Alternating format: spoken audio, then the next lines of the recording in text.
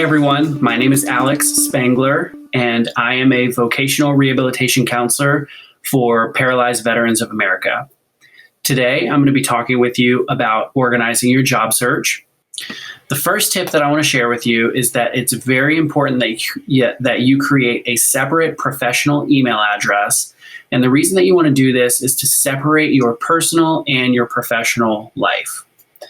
With your personal email, it's probably filled with, the emails that you've exchanged with your family and friends, maybe subscriptions that you've signed up for, restaurants that you've created rewards programs for. And what you don't want is for your professional emails to start to intermingle with those. So separating them will allow you to, one, have a very professional email address for your job search, which employers are going to appreciate, but also it's going to allow you to stay organized as much as you possibly can. It's going to be better for you to be able to log into that separate email address that has just your job search stuff with it, websites that you've registered for, LinkedIn, USA Jobs, Indeed subscriptions, things that you know when you load that email address are going to be there in a very specific order. If you don't already have a professional email address, you can create a free Gmail account. And what I always recommend is using your first name and your last name and maybe a combination of numbers. You don't want to give away your birth year because you definitely don't want to age yourself, but maybe 3 random numbers, 789 or 243, something that is completely random that an employer isn't going to associate an age with. The next tip that I have for you is to prepare your documents. What I mean by that is you want to make sure that your resume and cover letter are in a neat, orderly place that you know where they are, you can access them from any time, and you also want a list of references. Now, with your references, you want to make sure to check with your reference before you list them as a reference. You don't want to run into the problem where an employer calls a reference from an out-of-state number and your reference doesn't answer because they don't recognize that number. If you prep them beforehand and ask them to please answer any unknown calls that come through over the next few weeks, they're going to be more likely to do so. The other thing that you want to avoid with your references is you want to make sure that you have the most up-to-date information. If you list a reference and you have outdated information, that's a huge no-no. You want to make sure that their email address is updated. If they've moved, maybe they have a new phone number, or maybe they've changed their email since the last time you spoke with them. So make sure to check with your references as frequently as possible so that you are using the most up-to-date information. The next step that you want to do is develop a list of positions that you're interested in. If you think that you're only interested in one position, I really encourage you to go to a website called onetonline.org. That's onetonline.org. And type in that job in their search bar, and you will get a list of related positions that you might not know even exist. The benefit to this is it really diversifies your job search, and that can only benefit you. The next tip that I have for you is to clean up your social media profile. You don't want to be the candidate that the employer searches for on Facebook or Twitter or Instagram, and they see something inappropriate that disqualifies you from consideration for the position. Cleaning up your social media is definitely something that you want to take a look at. While you're updating your social media, you want to make sure that you update your LinkedIn profile and let employers know that you're looking. If you let your network know that you're looking for a job, you never know who that person might know. So it's really, really important that you reach out to the people that you know professionally and personally and let them know that you're looking for work. By doing that, you're going to increase your chances of getting a job rather than having to wait for something to come available to you. The next thing is that you want to make sure to develop a list of employers that you're interested in and work on creating your elevator pitch. If you need assistance with your elevator pitch, one of my colleagues has already created a video for this, and I encourage you to go watch it because it has some really helpful information. You want to make sure that you find any networking events local to you, and you can use websites such as Eventbrite or Google or contact your local veteran organizations and ask for local networking job events. That way you can start to network and build your professional network so that you are more marketable. The next big tip that I want to share with you, and one that's probably most often overlooked, is the organizational piece. Either through Microsoft Excel or the free program Google Sheets, you can go online and you can create an organized job search spreadsheet.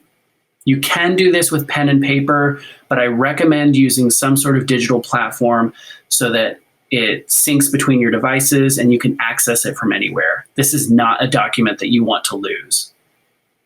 What you want to do when you create this spreadsheet is you want to have certain columns that are going to help you keep track of information along the way, such as the date that you applied for the position, the job title, if there's an online URL for the position, who the employer is and what their phone number and address is, if there's a position ID number, the username and password that you use to create the online profile, who the hiring manager is, when your interview is, and of course, any next steps. The more detailed your spreadsheet is and the more organized you are, the better off you're going to be when it comes time to actually getting a job. A lot of people right now will just apply for a position and wait. But if you take the proactive approach and actually reach out to these organizations, you can keep all of the notes in an organized spreadsheet, and that's only going to help you and benefit you when it comes time for that company to decide who they're going to hire. There are many popular job search sites that you have access to that are completely free. If you're not familiar with them and go to Google and just type in job search websites, a list will populate. And of those, some of the most important ones are Indeed, LinkedIn, and of course, check your state and county websites. There are also other resources available to you as you begin your job search. Google Grow is a website that they've added free trainings for you as a professional to help learn and become more marketable.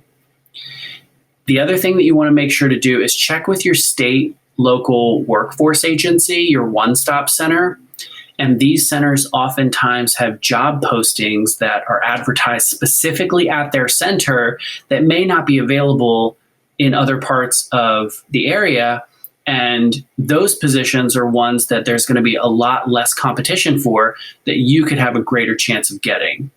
Also, at your local one-stop centers, there are oftentimes employer networking events and representatives that can help set you up with free online trainings or in-person trainings for networking, resume writing, interview preparation, and things like that. Unfortunately, we are still in the middle of COVID. And while that is coming to a place that things are starting to open up more, there are still industries that are hiring specifically for COVID-related positions. Healthcare is a big industry still hiring for COVID. Another really popular industry is logistics and transportation. Grocery stores and online retailers, delivery services, security companies, remote IT positions, government contractors. There are tons of industries that are still hiring during COVID. Another really big important tip that I want to share with you is to be proactive in your job search and to set aside time every day for your job search. It doesn't have to be something that you spend hours and hours and hours each day, but build it into your schedule. 10 minutes here, 15 minutes there, right in the morning when you wake up, maybe right after lunch or right before dinner. The more of a schedule that you build in for your day and include job searching, the better off you're going to be and the more of a habit it's going to become. The other thing that you want to make sure that you do every day is to practice your interview questions. The more you practice, the more comfortable you're going to become. And the more comfortable you are, the better of a chance you're going to have to get that job. Ultimately, at the end of the day, going to an interview is a competition between you and the person before you and the person after you. So the more that you can do to set yourself aside from them, the better. Another really important tip is to set weekly and monthly goals. If you set goals for yourself, it's going to allow you to accomplish something. The job search is a very daunting task and sometimes can be very defeating. But if you set goals for yourself, it's something that can help you keep that optimism alive, even if it takes you time before you get your job. And of course, as I mentioned earlier, you want to make sure to let your network know that you're looking, because you never know who they might know. If you tell an individual that you're interested in working at a grocery store and they pass a grocery store 15 miles away from you and they see a now hiring sign, they could let you know. But without that relationship, you might not ever know that that job even exists. So letting your network know is very important. And of course, probably the most important tip that I could share with you is to tailor your resume for each specific position that you apply for. Tailoring your resume is going to allow you the opportunity to really let the hiring manager and the company know that you're the best qualified person for this job. If you don't tailor your resume, you may miss out on specific keywords that you should and could be utilizing in your application.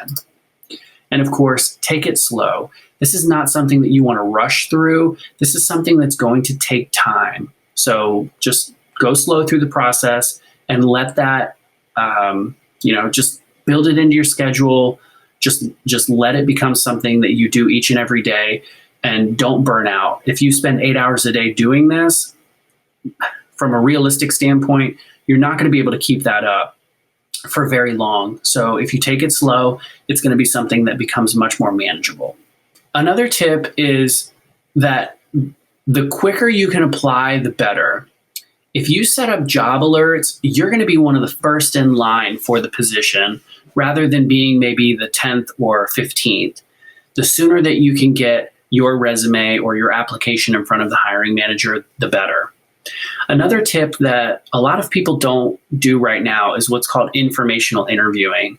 And that's where you reach out to the employer and you ask them questions about what it's like to work there. Maybe what are the hidden job descriptions that might not be advertised online? What are the things that are a big part of working there that people might not like as much? And you can collect this information so that you can make an educated decision about whether or not this position is the right position for you. And of course, if you're not already familiar with these two websites, jobhero.com and glassdoor.com, those are two great resources for your job search. Throughout this whole presentation, we've been talking a lot about things to do, but now I want to talk about some things to avoid. One of the biggest things to avoid is applying for every job at the company and applying to anything and everything. You want to take a very targeted approach with your job searching. If you apply for everything, you're just going to spend a lot of time applying for positions that you might not ultimately get. Slow down, tailor your resume and your application, and apply to positions that you're both qualified for and interested in. Another thing that you want to avoid is you don't want to stop applying while you're waiting to hear from a position.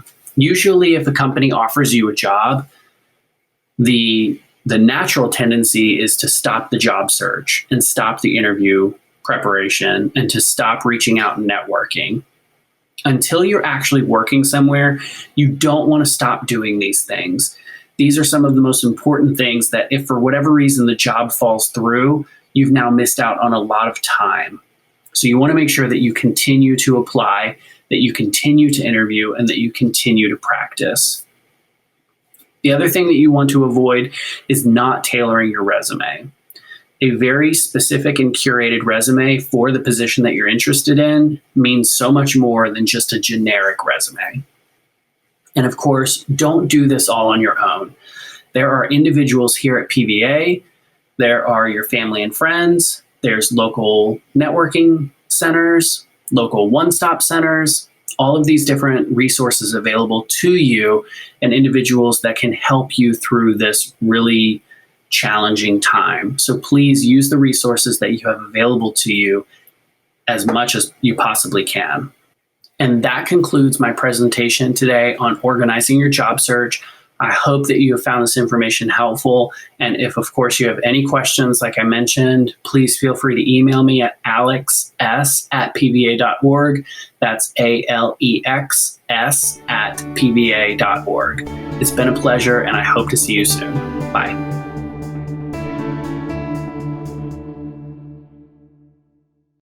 Since 1946, PVA has been the leading advocate for veterans with spinal cord injuries and diseases such as MS and ALS. We help all veterans with disabilities by helping with earned benefits and specialized health care, education and career resources, adaptive sports, housing and legal assistance. Learn more at pva.org.